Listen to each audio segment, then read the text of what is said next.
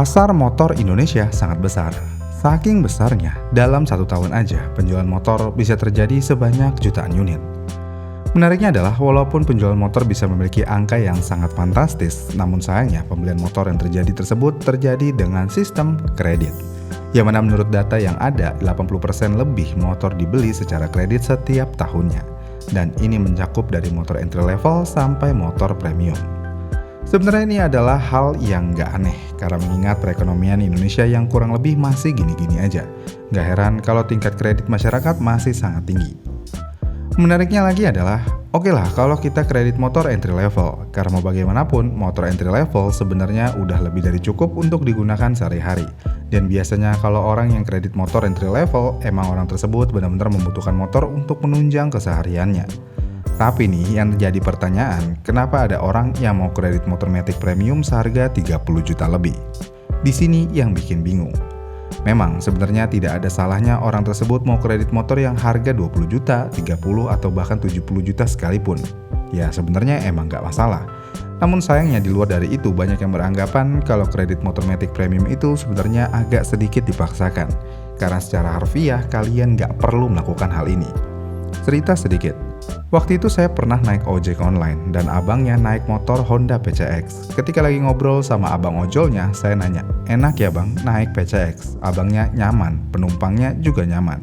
Terus kata abangnya, "Enak sih bang, tapi cicilannya yang nggak enak." Terus saya bilang, "Kalau nyicilnya berat, kenapa harus ambil PCX bang?"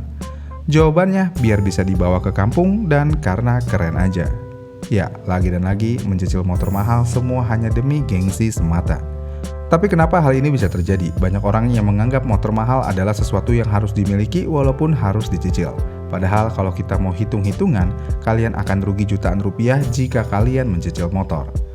Mencicil motor entry level aja udah rugi, apalagi mencicil motor premium. Ya tentu aja ruginya kayak double. Misalnya kita mau ambil Yamaha NMAX dengan harga Rp34.775.000. Dengan harga segitu, minimal kita harus bayar DP sebesar Rp3.475.500 atau 10%-nya. Kemudian tenor yang diambil misalnya yang terlama yaitu 36 bulan, yang berarti kalian harus membayar Rp1.615.000 per bulannya.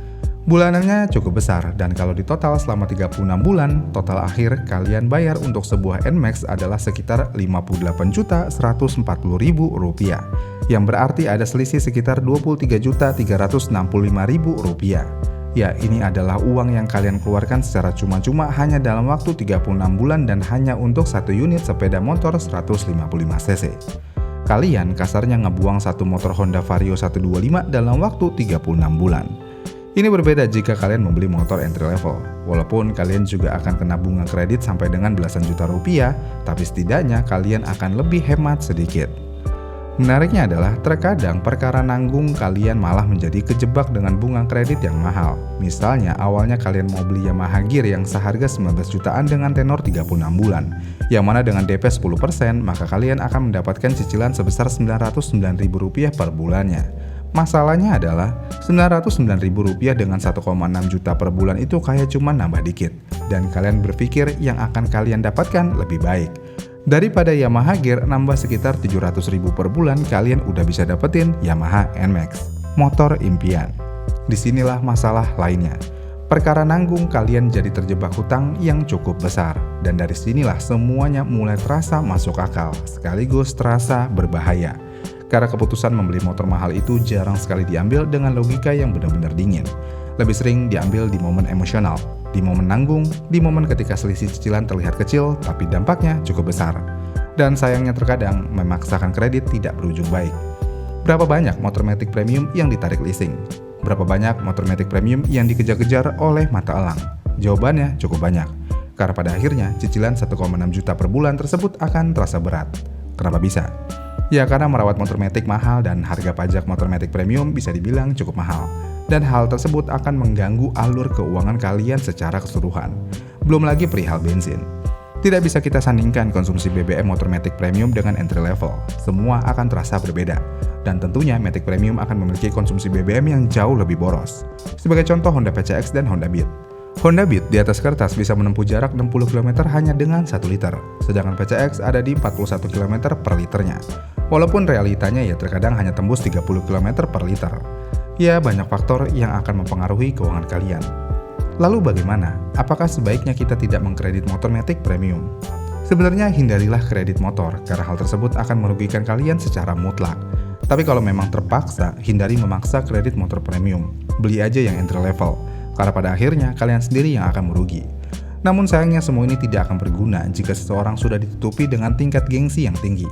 Motor Matic Premium saat ini sudah dijadikan lambang kesuksesan oleh beberapa orang. Motor tersebut dibawa pulang kampung dan kalian akan langsung menjadi perhatian di kampung kalian.